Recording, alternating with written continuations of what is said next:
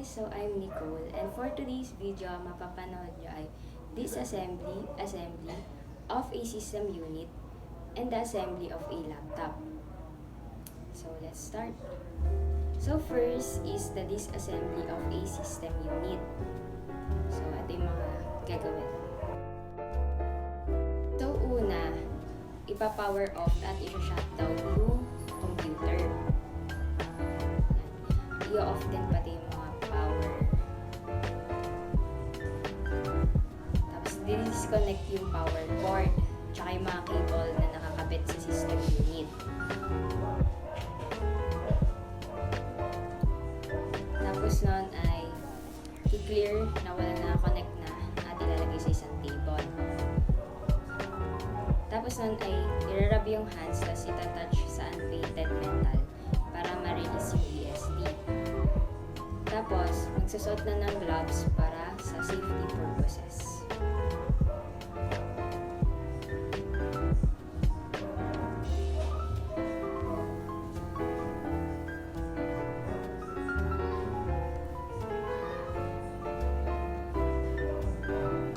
Tapos nun ay i-unscrew na natin yung cover ng system unit. Tatanggalin lahat ng screws na nakakabit doon.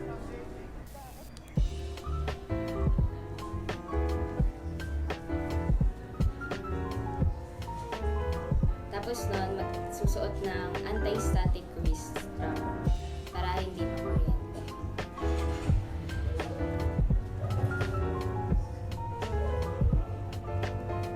Yan. Sunod naman ay tatanggalin na lahat ng connectors.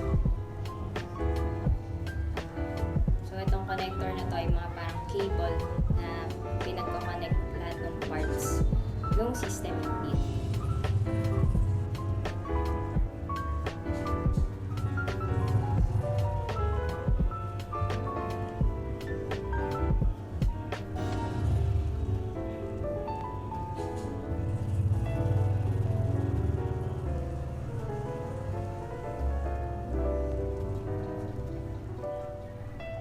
Tanggal ng connector yan, lalagay lang sa isang place.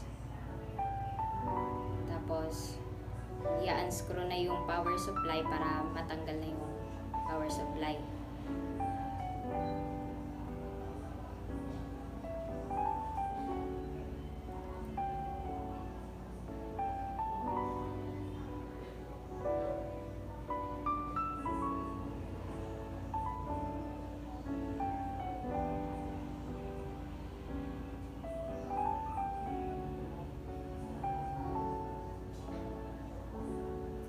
Tapos nun, tatanggalin naman yung hard disk drive.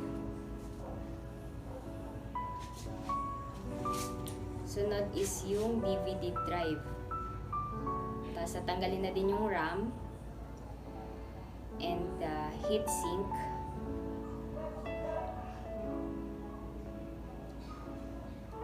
Tatanggalin na din yung CPU or the processor.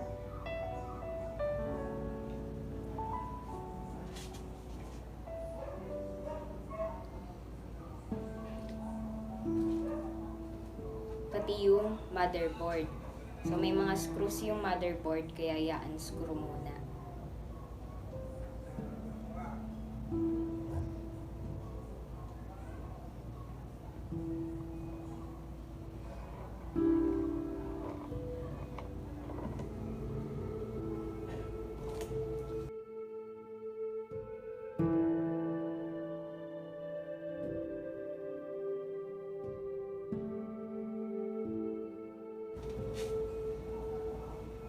Ayun na, natira na lang is yung case ng system unit. So, ayun.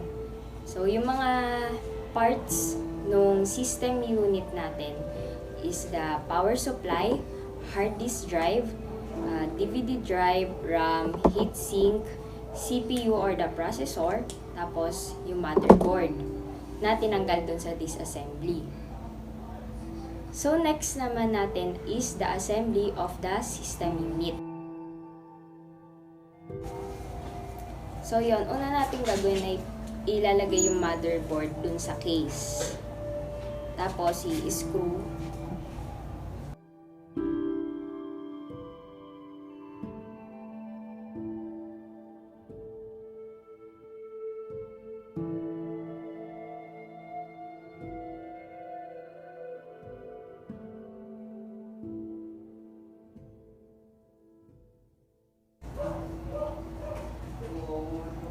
Tapos nun, ilalagay na yung processor or yung CPU. Tapos lalagay na din yung heatsink sa top ng processor. Tapos ipipin sa motherboard. Tapos i-align yung RAM sa socket nito. Tapos tutulak using a thumb. Then lalagay natin si hard disk drive tsaka yung DVD drive.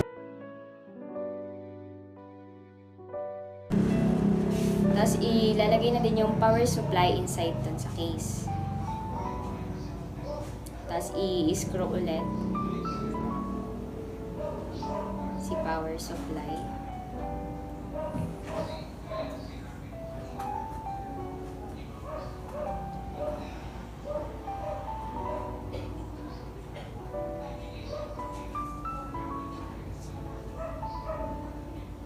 Tapos ilalagay lahat ng connectors. Connect all the connectors.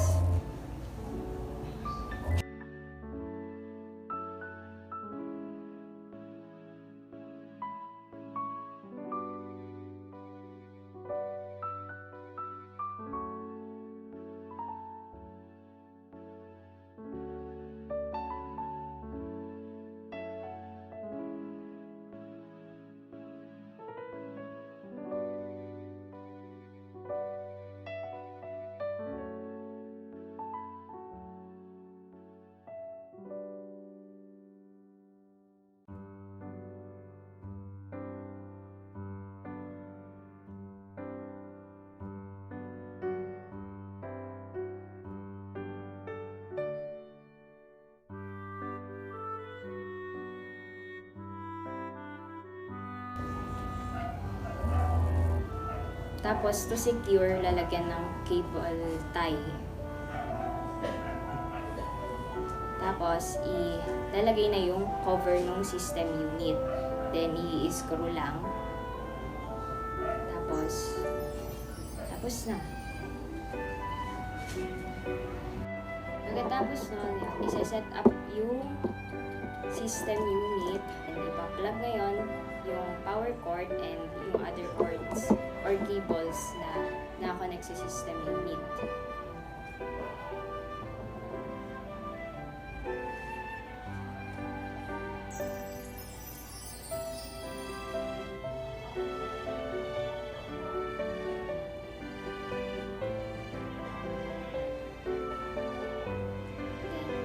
Pwede nang i-on yung computer.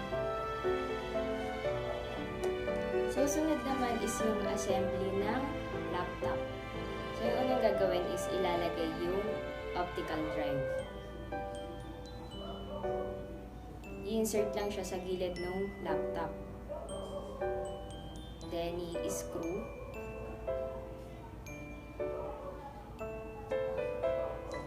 Tapos, ilalagay naman yung hard disk drive.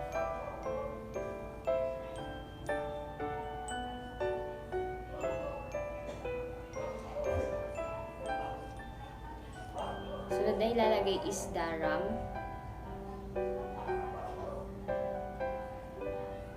Ilalagay siya dun sa middle bottom part.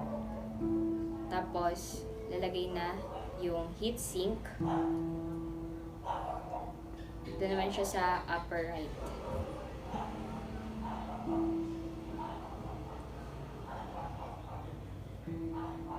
Then, i-screw yung heatsink.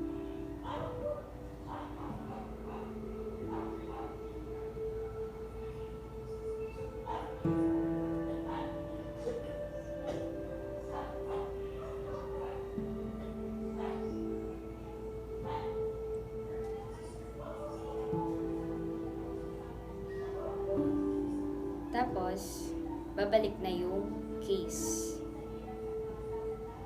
Or tatakpan na yung case ng laptop.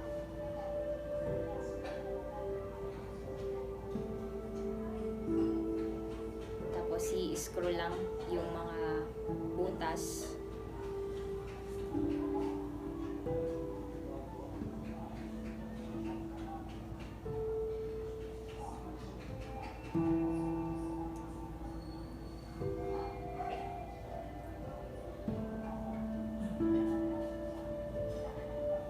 Tapos nun ay ikakabit na yung battery.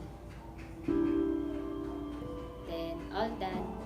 Pwede na ulit gamitin yung laptop. Or gagana na yung laptop. And that's all for today's video. Sana nagustuhan nyo yun. Please like, comment, and share. And subscribe. Then click the notification bell for more infos and for more upcoming videos. So that's all. Bye-bye!